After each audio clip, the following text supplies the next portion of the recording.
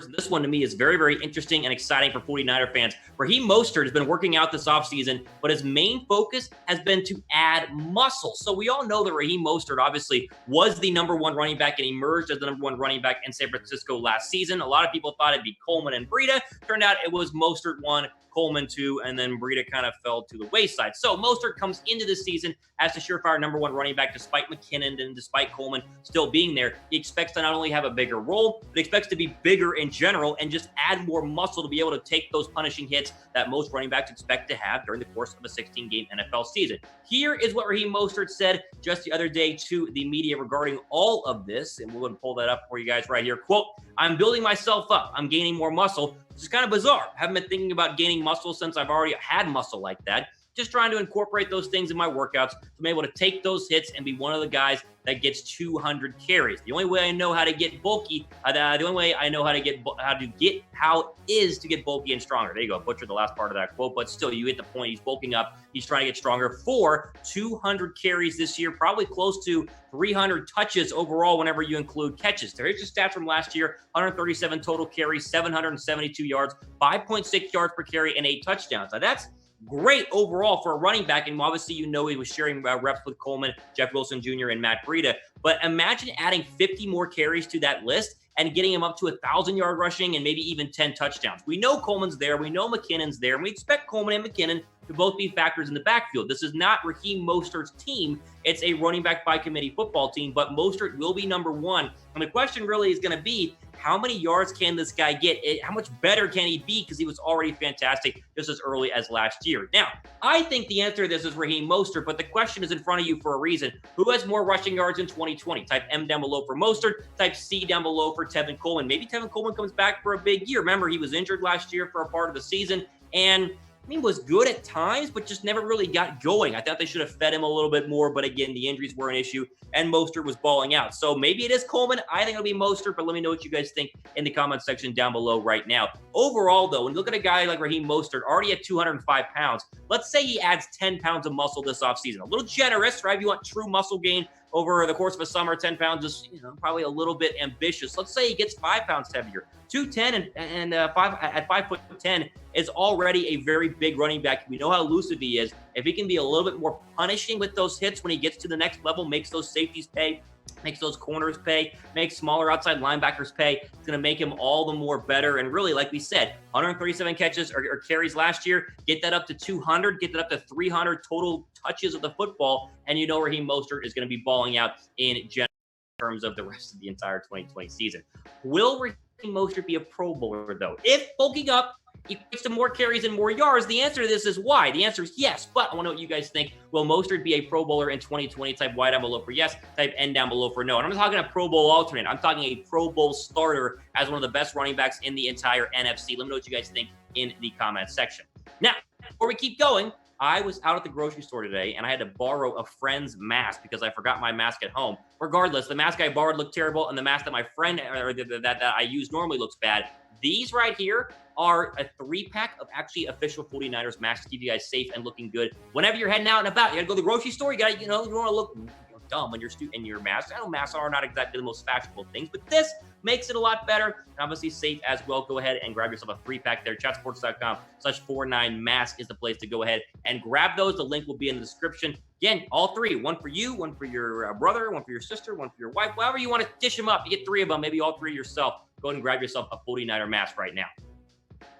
All right, moving on. The other bits of news we have, and this one is really interesting. It's something I thought we'd talk about at some point during the offseason, and then Arik Armstead talked about it this week on Good Morning Football, avoiding the Super Bowl hangover. That is a very real conversation, a very real question a lot of fans have in 49er land, discussing can they actually avoid a Super Bowl hangover, not only make it back to the postseason, but make it back to the Super Bowl. Most teams, this is a real thing, who lose the Super Bowl don't have as good of years following up. Now, there are some football teams that can lose a Super Bowl and come back. New England was one of those that obviously did it, although they're the New England Patriots. It's a whole different ballgame. But the 49ers are entering the 2020 season not only as favorites, but still as a team that has to avoid a Super Bowl hangover. So Armstead was asked about this on Good Morning Football, and he had this to say in terms of trying to steer clear of a disappointing season. Quote, "I think our team is built the right way, complete roster from top to bottom.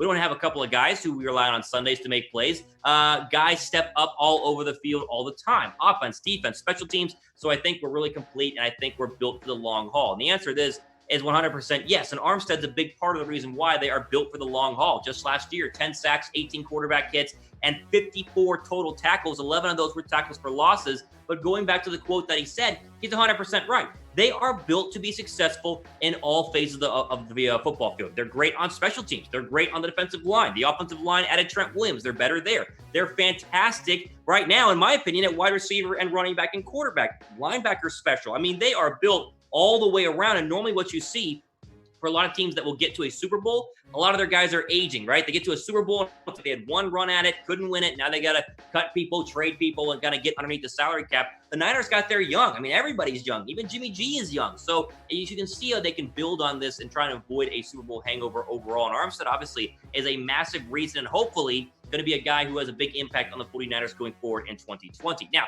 he had 10 sacks last year, so I'm going to go for an over-under prediction. I'd like to see what you guys think in the chat. Give me your prediction for the sacks for Arik Armstead. Over-under 9 sacks. Over 9, 10, 11, 12, or under. Remember, he loses to Forrest Buckner, but obviously gets Javon Kinlaw. We've talked about Kinlaw a lot here on the 49ers report. So I'm going to go with over. Not much. I mean, 10, 11 sounds about right. There's no ways it's a 14, 15 sack year for Arik Armstead. I know he's special, but he's not that special. I mean, let's be honest. That's hard to do from the position that he plays. I think over under 9. I'll take the over, but 9 or 10 to me would make a lot of sense overall. So let me know what you guys think. We'll be reading those comments in the comment section. If you're just joining us, then get your comments in right now. Also for our live Q&A coming up here in just a couple of minutes. Also, before we keep going, I think we just hit 22,000 subscribers here on the 49ers report, which is unbelievable. So first off, big shout out to you guys for watching this channel and enjoying this channel. I get a lot of DMs on my Twitter account thanking me for covering the Niners. I thank you for subscribing. So if you have not subscribed, then go ahead, scroll down, click the red subscribe button, and click the notification bell. That way you guys are notified whenever we go ahead and jump on here for a live video. Maybe you weren't notified. You're coming on right now, and it's like, whoa, what happened? Click the notification bell. That way you're notified whenever we go live. See, pretty simple overall. The final bit of news I want to get to, and then of course we'll go live Q&A for all the Q&A questions coming up here in about 5 minutes, has to do with Brandon Aiyuk and a certain football writer, Mr. Barnwell, who thinks the 49ers made a mistake in drafting Brandon Aiyuk. Yes, this writer doesn't think that drafting Brandon Aiyuk was a good idea. He thinks the 49ers should have traded down and gotten more picks in the NFL draft. Now, the Niners, of course, needed a wide receiver. They loved CeeDee Lamb. They would have taken Jerry Jeudy.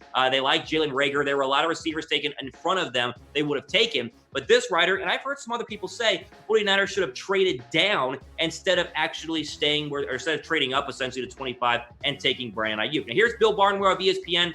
And his quote, reason we're talking about it, quote, Aiyuk is a talented receiver, but the 49ers probably should have traded down to grab extra picks as opposed to trading up for a wide receiver in a class full of wideouts. GM John Lynch said after the fact that Aiyuk was neck to neck with CeeDee Lamb, I thought this was the team's board, but this was an incredibly deep wide receiver class. Okay, is he wrong? Could they have gotten a wide receiver in round 2? Yes, you technically could have. There were some good ones. Chase Claypool, Van Jefferson, obviously Denzel Mims. There were a lot of options there in later rounds, but I'm a big fan of Brandon Aiyuk, and I want to know what you guys think. Do you like the Brandon Aiyuk pick? When this happened, we had did my grading video. A lot of you guys liked them, so 1 for yes, 2 for no. But going back to Brandon Aiyuk, is Bill Barnwell wrong that they should have traded down or traded down to get more picks? I guess not. But at the same time, what positions do the 49ers desperately need depth at?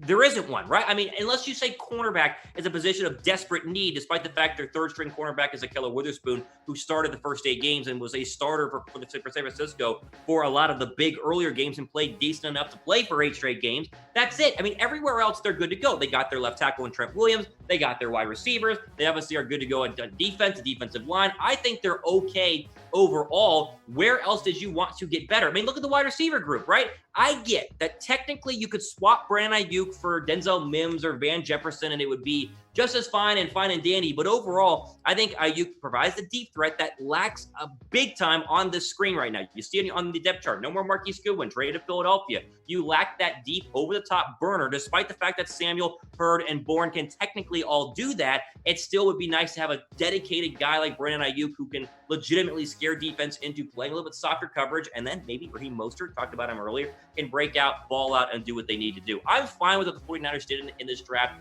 They had a limited number of draft picks. They turned it into literally, thinking about this, they Javon Kinlaw, so started D tackle. Brandon Aiyuk should be a good wide receiver, and Trent Williams. Those are the 3 players you got in this draft, and that honestly is as good as anyone could have hoped for. I think many teams would easily trade those first 3 picks, their first 3 big players, what the 49ers were able to do in this draft. So overall, I think they did a very, very good job, not a mistake in my opinion.